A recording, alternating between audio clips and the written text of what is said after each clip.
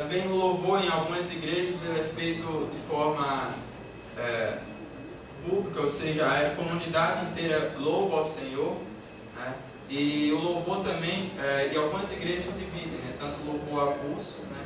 Que é feito por alguém que sobe a tribuna ou ao púlpito e canta, não somente para a apresentação, mas para o louvor e para elevar a igreja à adoração. E também algumas igrejas também fazem o louvor público, que é feito pela, como nós fazemos, né? Pela harpa, mas também por aqueles hinos que nos elevam à adoração, ou seja, em pé ou assentado, né? Existe aquele momento de adoração que é feito através do louvor também. Então o louvor ele integra tanto a parte inicial da cerimônia, como no caso da Assembleia de Deus, né? E como também o caso da adoração, ou seja, elevar a igreja à adoração. Avançando um pouco mais, a leitura da palavra, né, que nós temos após os 3 hinos da harpa, ou 2 hinos, ou 1 hino, como é de costume da Assembleia de Deus, é feita a leitura da palavra, que também, note-se, é uma consideração a fazer, não somente como pertencente ao script do culto. A leitura da palavra tem que trazer uma reflexão para a igreja, né? Alguns são pegos de surpresa, né, na leitura. O irmão X vai fazer a leitura e ele aleatoriamente acaba escolhendo o versículo, né, e vem ler aqui em cima.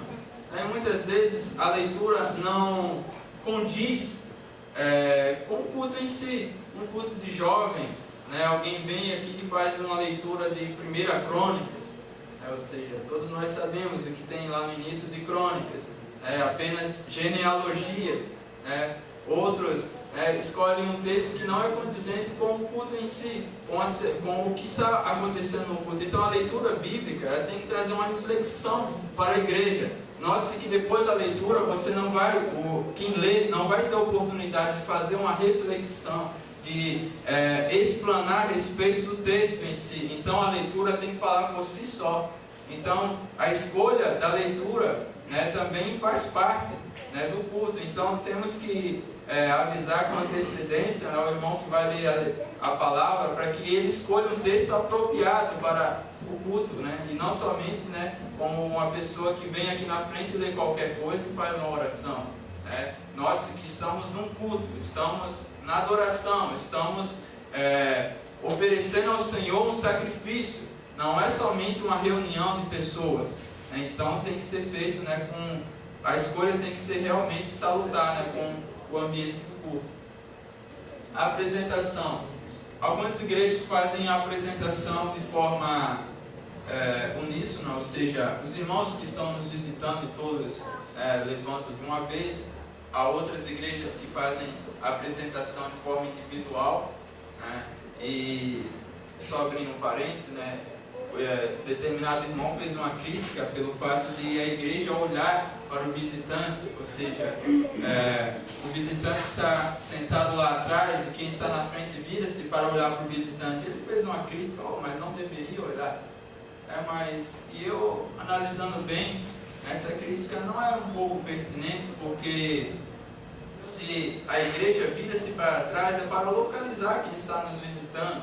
E, logicamente, quem vira-se, né, está com o afã de saber quem nos visita e quem sabe, né, quando está cantando o corinho, né, ir lá, se levantar e cumprimentar quem nos visita, né? Então, na apresentação dos visitantes, aí fica a cargo, logicamente, da igreja. Alguns fazem de forma uníssona, outros de forma individual. A forma é o que menos importa aqui, né? O contato,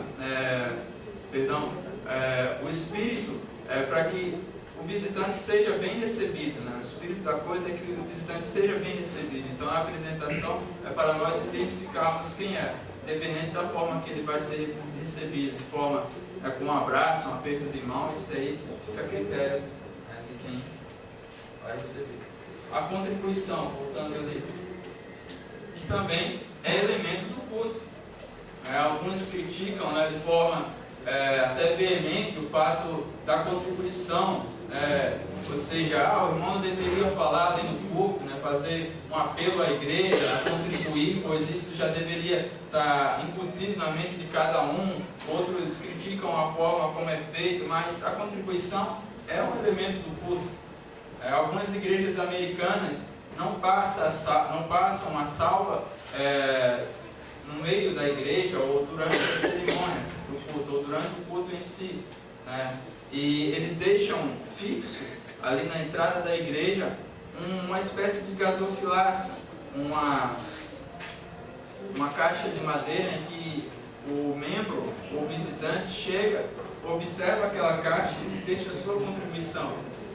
Então eu acho salutar também, pois ganhamos tempo no culto com isso, pois a oferta já é entregue ali na porta e é recolhida após o culto. Mas também, no caso de esquecimento de recolhimento da oferta, ali pode prejudicar um pouco até o pastor, né? Como, abrindo um parênteses, né, aconteceu numa igreja lá de Massachusetts, em que as ofertas da igreja sumiam. Era esquecido, era retirado de forma semanal as ofertas e foi esquecido por uma semana e as ofertas sumiram com frequência, né? E ninguém sabia, né, quem levava aquelas ofertas, né? Até que descobriu-se, né, que era um jovem, né? Um jovem daqueles, digamos, jovens promissores, aqueles jovens prodígio, que acho que a maioria das igrejas tem, né? Aquele jovem de 15, 14 ou 16 anos que já prega, já dá aulas, já conhece bastante a Bíblia, e aquele jovem ganhava todas as maratonas bíblicas da igreja, e ele conseguia exclamar 600 versículos da Bíblia. Tamanha a sua capacidade de guardar os versículos. E o pastor descobriu que era ele e convidou para a sua sala para fazer a advertência e citou um versículo. Olha, meu jovem, a palavra de Deus nos diz, e citou o versículo. Ele, não, pastor, está errado, não é assim, é assim, assim, assado. E corrigiu o pastor. O pastor, olha, está vendo? Você conhece a Bíblia, você conhece a palavra de Deus, mas me parece que você não conhece o Deus da palavra, que você realmente decorou, né? Então, esse fato que aconteceu, né, que é um fato verídico, é relatado pelo Howard Hendricks em seus livros, né? E esse fato traz duas lições, né? Tanto para a forma equivocada do não recolhimento das ofertas, por um esquecimento a igreja acabou sendo prejudicada pelo roubo, né, do dinheiro das ofertas, e também, né, pelo fato do conhecimento do jovem, né, não ter transformado a ele, né? Ou seja, ele conhecia a Bíblia de forma apenas intelectual, né, e não conhecia a Bíblia, né, por meio de fé, de modo que não foi capaz de transformar aquele conhecimento em devoção, né? Não foi capaz de transformar aquele conhecimento em realmente algo que transformasse a sua vida. Elementos do culto. Como a maioria de nós, tem algum irmão aqui que não é de uma igreja de visão pentecostal? Todos somos, né?